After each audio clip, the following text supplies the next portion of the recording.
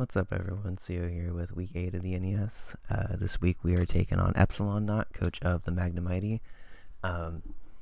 He has been doing very well this season with a team that is stupidly fast, if you haven't checked it out yet. So it took a lot of weird prep for me this week to even get with something I felt remotely comfortable with.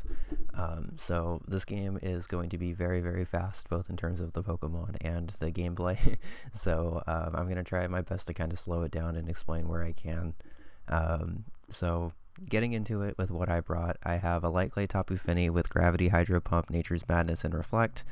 Light Clay is obviously just to get a couple more turns of Reflect up because he has a pretty physical team for the most part. The team that he ended up bringing actually ended up being pretty specially based, so Reflect probably would have been better served for Light Clay. But Reflect helps me take on Mega Arrow better. It helps me take on a physical Hydreigon, which he's brought before, and it helps me take on a physical Tapu Koko, at least somewhat, okay? And then Hydro Pump and Nature's Madness are just there for damage, basically. Mega Alakazam is next up with Psychic, Dazzling Gleam, Energy Ball, and Charge Beam. 248 special attack, 252 speed, and 4 speed F. Basically just max speed Jolly to be able to speed tie with Mega Aerodactyl, because Mega Aerodactyl is also very fast. And it also allows me to outspeed basically any variant of Koko that's not scarfed or set up, I guess. So I just kind of needed the speed, and then Psychic allows me to pretty much hit everything except for Hydreigon, which Dazzling Gleam allows me to hit. Energy Ball and Charge Beam were mostly for Suicune and Celesteela, both of which didn't come. But Energy Ball can at least be kind of somewhat helpful maybe against Empoleon. And Charge Beam actually does a decent amount of damage, especially if he Volt switches out with Tapu Koko first and then gives me Electric Terrain to go with it. Because I get a 1.5 boost from that too, so that's kind of nice. Next up is Thick Fat Miltank with a Rocky Helmet, Stealth Rock, Milk Drink, Heal Bell, and Rock Slide. Max HP, max defense, and a little bit of Speed F. Mostly meant to just switch into Mega Aerodactyl. It also handled... It actually handled Hitmonchan surprisingly well, as long as it wasn't just spamming close combat, which I don't actually remember if Hitmonchan even gets offhand now. Either way, Hitmonchan didn't come, so Miltank's basically just here to be a wall for Mega Arrow, potentially if it's a weird mixed Nino Queen also, but mostly just here to kind of get Rocky Helmet damage, get rocks up, and kind of just pivot around. I figure his defog options, I'm kind of jumping off the rails, but I'll just go for it. So I figure his defog options this week are most likely either Hydreigon or Empoleon. He could also have defog on Moltres, on Mega Aerodactyl, or on Tapu Koko. So rocks are going to be kind of hard to keep up this game, but if he does have defog on Moltres for some reason, I could just go for Stealth Rocks. As he goes for defog, I go for a Rock Slide. Even though I'm not invested, it still does over 50% and can scare him out. And then I could just get rocks up again and then kill it on switch in is the plan for that, basically. He picked up Moltres specifically for this week, so I kind of figured it was coming this week. I would have been kind of surprised if it didn't come, I guess, but he does have 2 fire types and I have Kartana, so I figured one of them was going to be coming and it was more likely to be the one that he picked up later. So looping back to my team really quick, kind of just jumping around all over the place, but whatever. We have a Choice Scarf Flygon with Earthquake, Dragon Claw, Thunder Punch, and U-Turn, max attack, max speed, and a little bit of Speed F. Max speed Scarf Flygon is able to pretty comfortably outspeed Mega Aerodactyl, as well as everything else on the rest of his team. And his team is actually somewhat weak to Earthquake, if I can get a Gravity off, so I'm going to try to do that, but it's kind of situational, especially with the team that he brought. Next up is Gluttony, Alolan Muck with Figgy Berry, Knock Off, Poison Jab, Thunder Punch, and Recycle. Max HP, max Speed F, and a little bit of attack.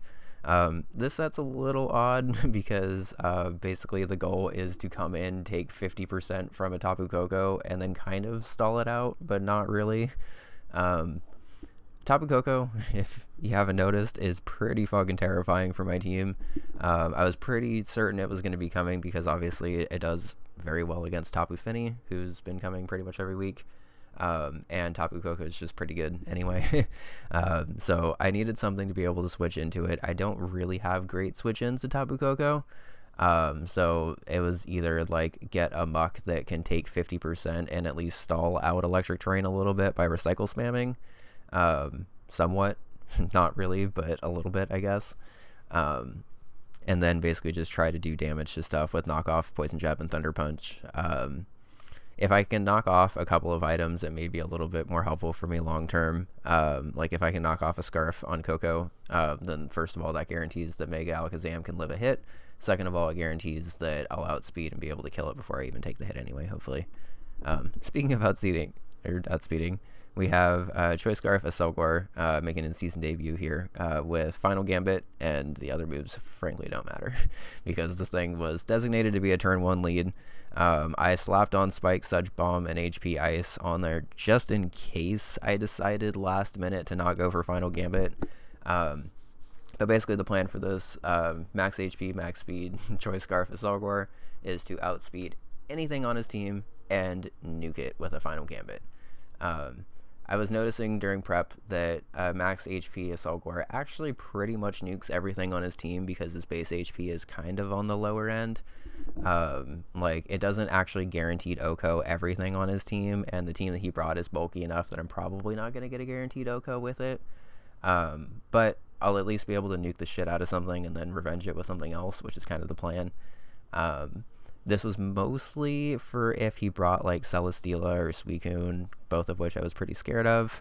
In case he brought a Alolan Raichu for some reason, I had it on there too. But like realistically, this was just meant for whatever his lead was going to be. I would counter lead, Final Gambit it, either kill it or almost kill it, and then we would both be down 5-5 and kind of shortening the game a little bit more. Because basically the longer I stay in to take Tapu Koko hits, the more likely I am to lose this game. I'm just going to be real with you guys. So starting off turn 1, I decided to just go with Aselgor here because I don't really have any reason not to. As he goes Empoleon, which is fine. I figure he's just going to probably try to get rocks up here.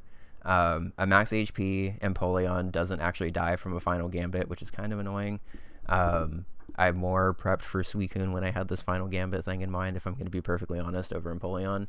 But I decided to just go for Final Gambit anyway.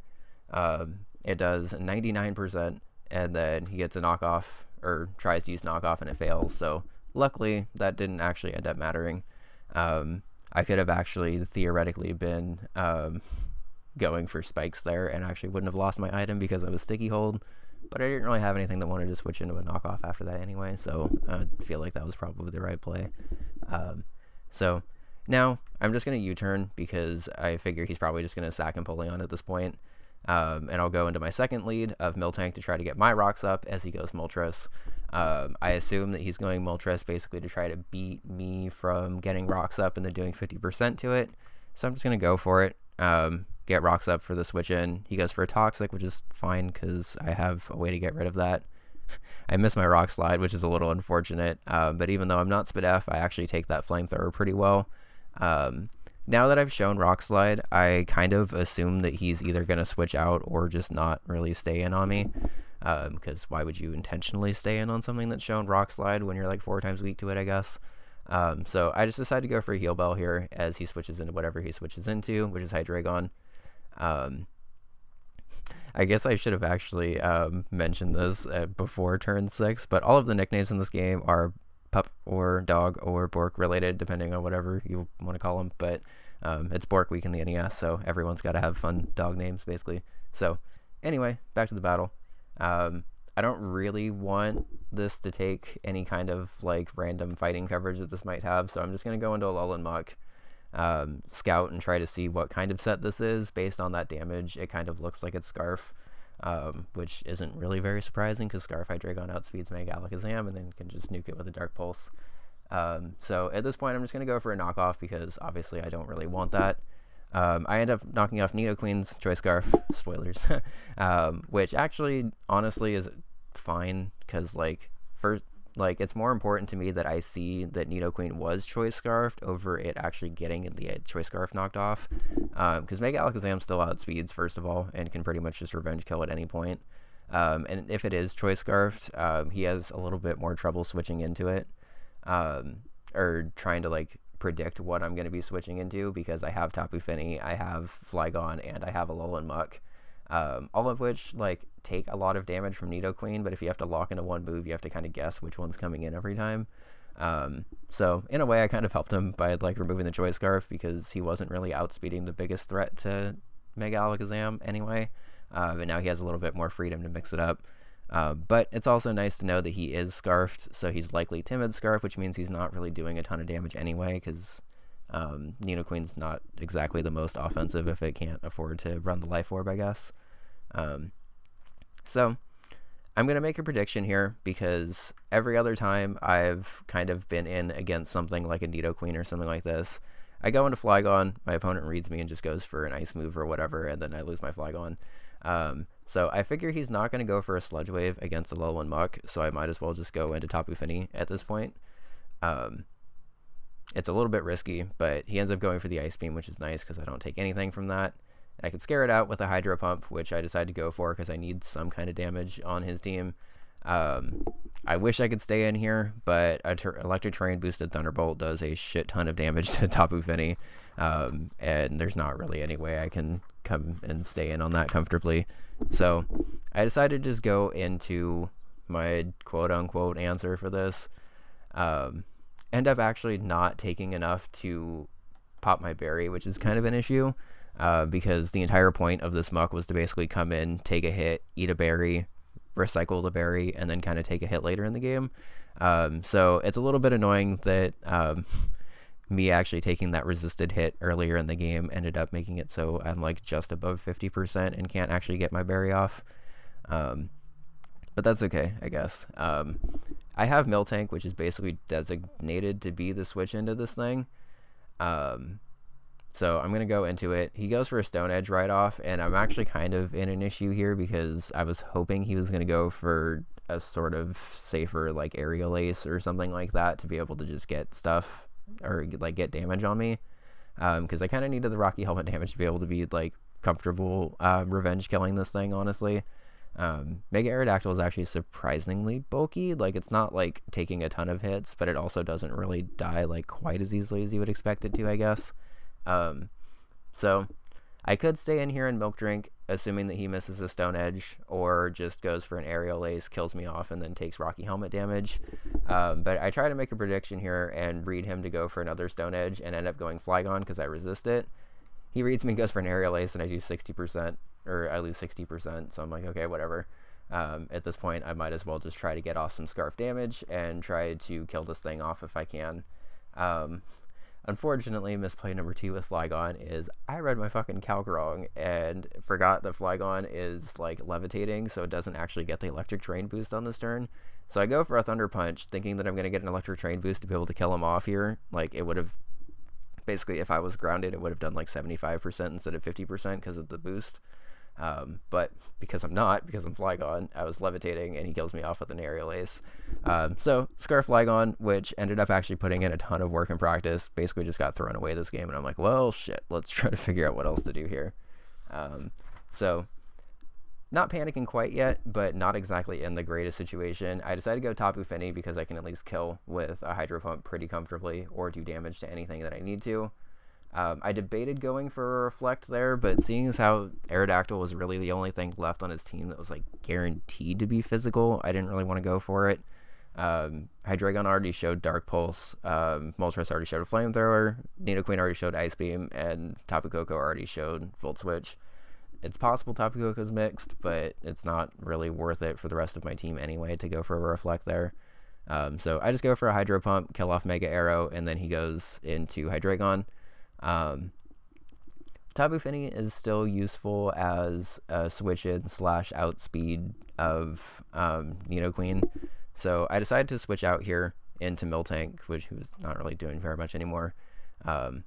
Finally managed to actually scout out a Z move. I think that's Z Belch, actually, because I think that's the only poison move that Hydreigon actually gets. So good prep on his part. But the fact that he showed Z move means that I outspeed pretty comfortably, so I can go Smart Boy here and fire off a Dazzling Gleam, basically. It's like there's no universe where Hydreigon lives that, honestly. And then Tapu Koko comes back in, and I'm like, well, I gotta kind of think about how I want to play this Endgame out, because I have to be pretty careful. My plan at this point basically is to go in, sack muck, hopefully live a Thunderbolt or a Volt Switch, get my berry back, and then be able to recycle spam so I can kind of just wear down either Moltres or Nidoqueen with rocks, and then try to kind of revenge kill with Mega Alakazam at this point. I assume that Tapu Koko's Scarf, just based on the fact that, first of all, it came in against my Mega Alakazam, and second of all, it was doing the damage of, like, not a damage boosting item, so it's probably Scarf, if I had to guess. So, expecting a Volt Switch or a U-turn at this point, I decided to just go into my Alolan Muck at this point, because I kind of have to. He goes for a Thunderbolt and gets a crit. Technically speaking, that crit mattered, just because Thunderbolt was probably going to do less than 50%. I was going to get my berry, heal up, and then be able to do a hit of damage.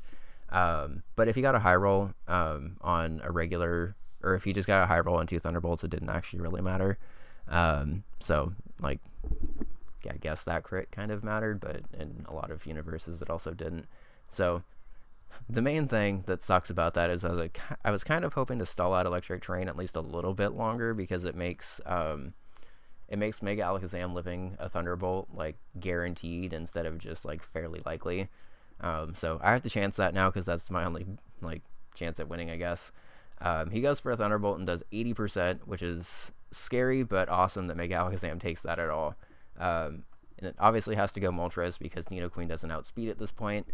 I'm running the calc, and surprisingly, Moltres actually, like, stands a chance to live this.